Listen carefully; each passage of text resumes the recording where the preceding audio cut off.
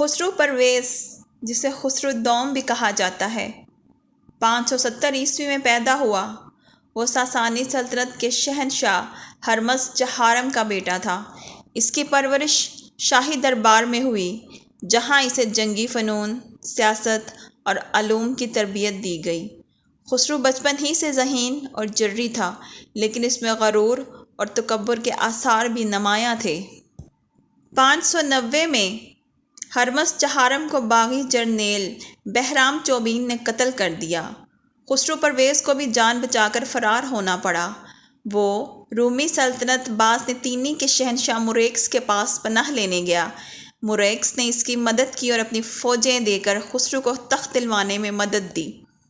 خسرو نے بہرام چوبین کو شکست دے کر 551 عیسوی میں تخت سنبھالا۔ اس نے اپنے مخالفین کو کچلا اور سلطنت میں امن قائم کیا۔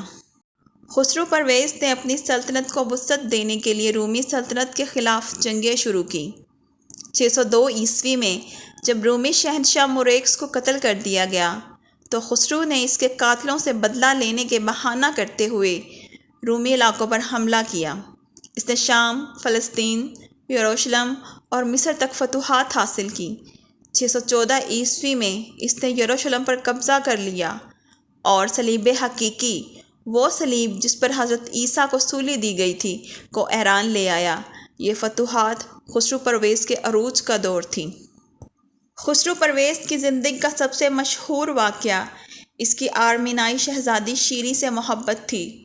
شیریں انتہائی خوبصورت اور ذہین تھی اور خسرو اس سے بے پناہ محبت کرتا تھا۔ اس نے شیریں کے لیے مدائن کے قریب دستگرد میں ایک شاندار محل تعمیر کروایا۔ لیکن اس محبت کی کہانی میں ایک اور کردار فرہاد بھی شامل تھا، جو ایک ماہر معمار تھا اور شیریں کا عاشق تھا۔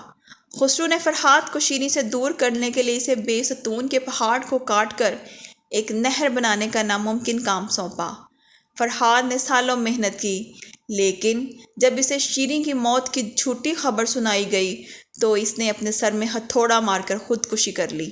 یہ داستان فارسی اور اردو ادب میں فرہاد و شیریں کے نام سے مشہور ہوئی اور بعد میں نظام گنجوئی نے اسے اپنی مصنوی خسرو و شیریں میں امر کر دیا۔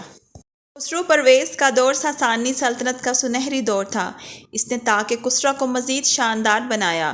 اس کے دربار میں موسیقار باربد رہتا تھا جو ہر روز نئے راگ سناتا تھا۔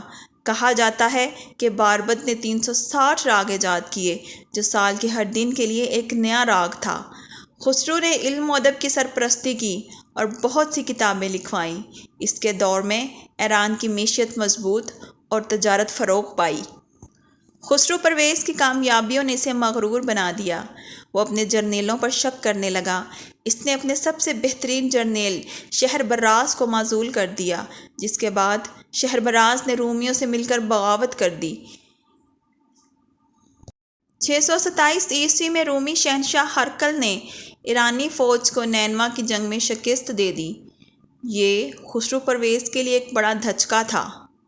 خسرو پرویز کے اپنے بیٹے شرویہ نے اس کے خلاف سازش کی۔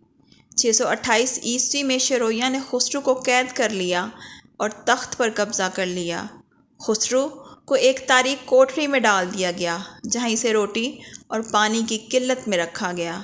کہا جاتا ہے کہ شرویہ نے خسرو کو تیروں سے زخمی کر کے ہلاک کیا۔ خسرو پرویز کی موت کے ساتھ ہی ساسانی سلطنت کا زوال شروع ہو گیا۔ خسرو پرویز کو تاریخ میں ایک عظیم لیکن متنازع حکمران کے طور پر یاد کیا جاتا ہے۔ اس کے دور میں ایران نے عسکری، ثقافتی اور معاشی ترقی کی بلندیوں کو چھوا، لیکن اس کی شخصیت میں غرور اور بداعتمادی اس کے زوال کا سبب بنی۔ اس کی محبت کی داستان خسرو شیریں آج بھی فارسی، اردو اور ترک ادب میں زندہ ہے۔ اس کی زندگی کا المیہ یہ ہے کہ وہ ایک طاقتور شہنشاہ تھا، لیکن اپنی ہی غلطیوں کی وجہ سے تخت سے محروم ہوا۔